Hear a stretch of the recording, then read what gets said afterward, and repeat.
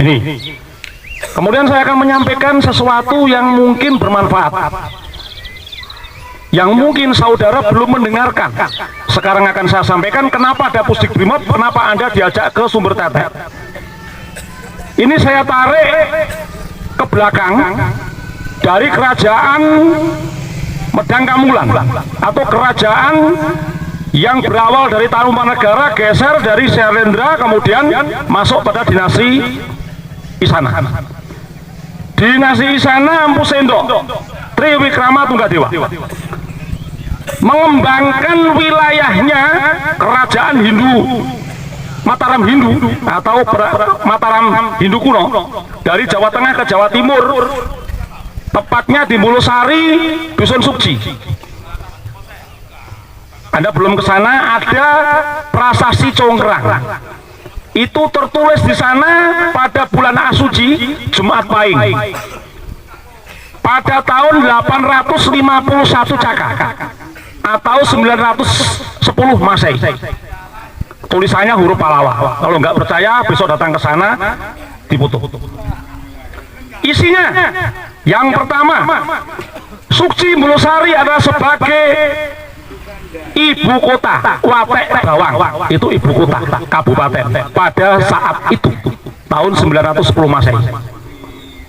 Masyarakat diperintahkan satu menyetorkan 3 keping emas untuk Brahmana yang ada di situ.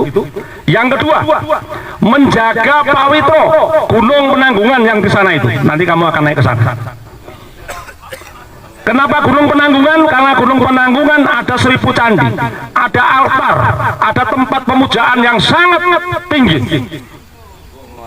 Yang ketiga, disuruh menjaga Patirtan dan Pasraman. Patirtan itu adalah sumber air yang tadi kamu lewati. Kemudian Pasraman di bawahnya itu ada 2 gapuro dan itu asrama pada zamannya. Nah, kita kembali pada Sumber Tetek. Apa itu Sumber Tetek? Disebut Sumber Tetek karena ada sumber yang keluar dari kedua tetek. Tetek siapa itu? Nanti saya sebutkan. Kenapa disebut Tugu Belahan atau Tani Belahan? Disebut Tugu Belahan karena itu adalah monumen tugu yang dibuat pada tahun 1042 oleh Raja Kauripan, yaitu Erlangga. Membelah kerajaan menjadi 2, Jenggolo dan Kediri. Sebelum merambah ke sana akan saya mulai. Ada apa dengan Erlangga? Erlangga itu adalah anak daripada Udayana, Raja Bali. Udayana itu anak daripada Empu Sendok, Tribuana Tunggadewa. Empu Sendok mempunyai anak Udayana. Udayana punya istri. Istrinya Udayana itu punya adik namanya Dharmawangsa. Dharmawangsa menjadi raja di Kauripan. Ibu kotanya Wotan Mas Jedong, di Jedong sana, sebelah barat Pusdik Brimob. Kemudian Dharmawangsa punya anak 2, Dewi Sri dan Dewi Laksmi. Dewi Sri dan Dewi Laksmi cantik. Erlangga anaknya Udayana kesengsem, senang, mencintai, sehingga Erlangga melamar anak Dharmawangsa, anaknya pamannya sendiri, dua-duanya dinikahkan.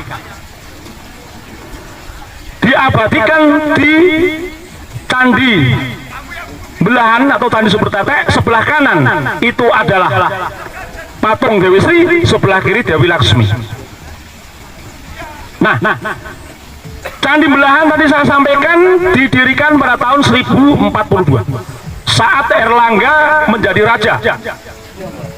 Karena waktu Erlangga di pelaminan menikah diserang oleh pasukan Worawari, sehingga Erlangga lari tunggang langgang,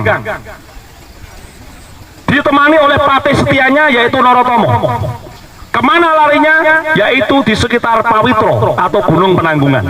Selama kurang lebih 3 tahun mendapat ilmu kanuragan, mendapat ilmu kebatinan yang luar biasa, sehingga Gunung Pawitro dijadikan tempat untuk mencari ilmu selama 3 tahun. Tepat 3 tahun masyarakat mantan masyarakat Kauripan mencari Erlangga. Begitu ketemu, Erlangga dijadikan raja kembali, menjadi pengganti Dharma Wangsa, menjadi raja Kauripan.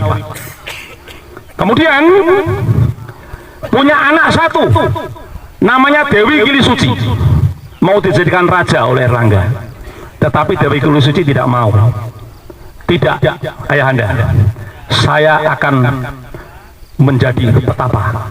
Akhirnya Dewi Kilisuci menjadi petapa di Gunung Pawitro sampai pada Kediri. Kemudian mempunyai anak yang dari istri kedua.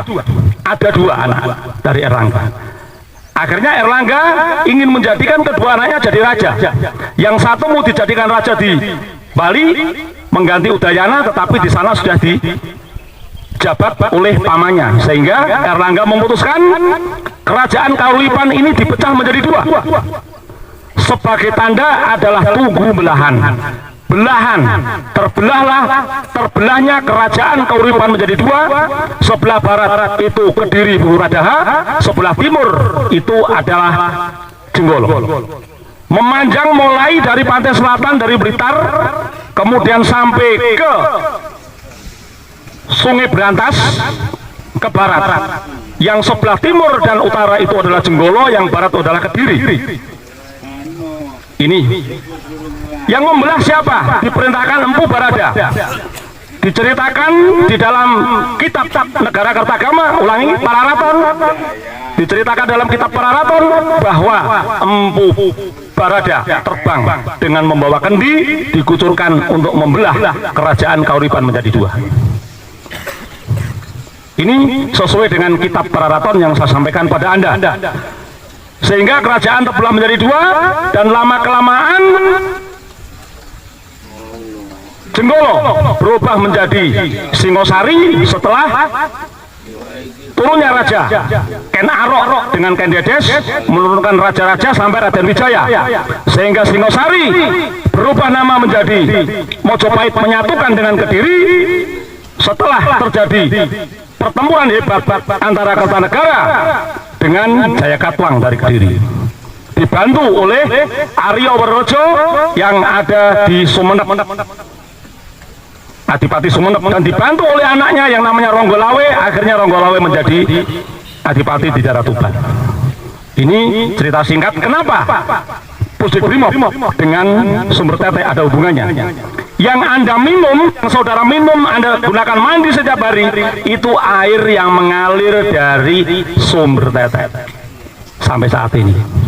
Makanya berharap tidak berharap, yakinlah bahwa Anda akan mensucikan diri di sini menjadi Brimob yang betul-betul Brimob yang berkualitas. Tepuk tangan untuk Anda semuanya.